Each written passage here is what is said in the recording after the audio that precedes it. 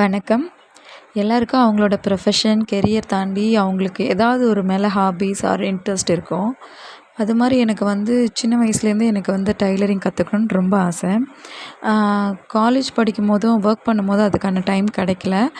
After மேரேஜுக்கு அப்புறம் அதை பற்றி திங்க் பண்ணல. ஒர்க்கு அப்படி ஃபேமிலி அப்படின்னு போயிடுச்சு. எனக்கு பெண் குழந்தை பிறந்த உடனே எனக்கு திடீர்னு கண்டிப்பாக கற்றுக்கணும்.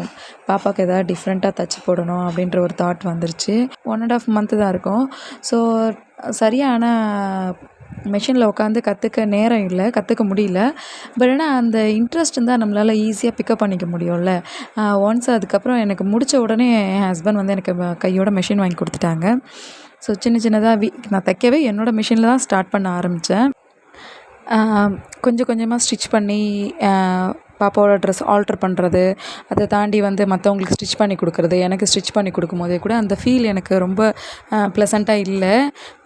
என் பொண்ணுக்காக வந்து ஃபர்ஸ்ட் டைம் அவங்களோட செகண்ட் பர்த்டேக்கு வந்து ஃபர்ஸ்ட்டு அவங்களுக்கு ஸ்டிச் பண்ணும்போது கிடைச்ச சந்தோஷத்துக்கு வந்து அளவே இல்லை.